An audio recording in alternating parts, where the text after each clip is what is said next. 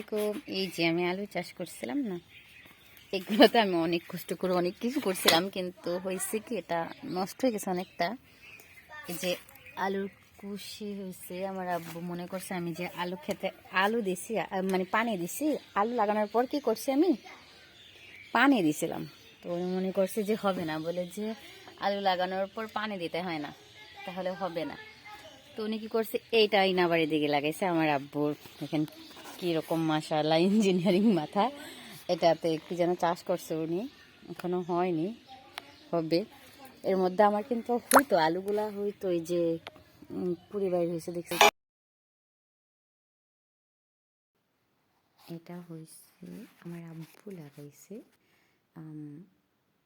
এটাতে তখন পানি দেওয়া হয়নি, কিন্তু যখন লাগানো হয়েছে পানি দেওয়া হয়নি। গাছগুলো খুব সুন্দর হয়েছে, একটু তাজা তাজা মোটা মোটা। আলুর যে শিকড়গুলো বাইর হয়েছে, পাতাগুলো বাইর হয়েছে, এগুলো খুব সুন্দর। আর এগুলো আমি লাগাইছি, এগুলোতেও পানি দিছিলাম, এটাও ভালো হয়েছে। পাশাপাশি আমি আরও লাগাইছি। এই যে যখন আমি এগুলো লাগাইছিলাম তখন কিন্তু আমি আসলে বুঝিনি যে পানি দিতে হয় কিনা, ভয় পাইছিলাম। আল্লাহ, আমি তো পানি দিয়ে ফেলছে, হবে কি না হবে। আব্বু যখন আমাকে বলতেছিল, কিন্তু এখন দেখি যে হয়েছে। আর এই যে এগুলা, এই যে কুশি বাইর হয়েছে, হ্যাঁ, ছোটো ছোটো, এগুলো আমি হয়ে যাবে 5 দিন তো হয়েই যাবে। এগুলো আমি আবার লাগাইছি। যেগুলো নষ্ট জিনিস আছে, যে এগুলো ব্যবহার হয় না, ওগুলাতে লাগাই দিছি। কারণ গড়ে এত পরিমাণ আলু, যেগুলাতে শিকড় হয়ে গেছে, তো কী করব।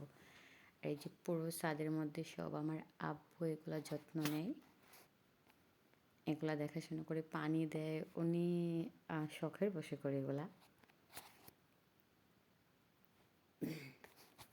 যে এখানেও লাগাইছে, এগুলো আমার আব্বু লাগাইছে, আমি দেখিনি কখন লাগাইছে।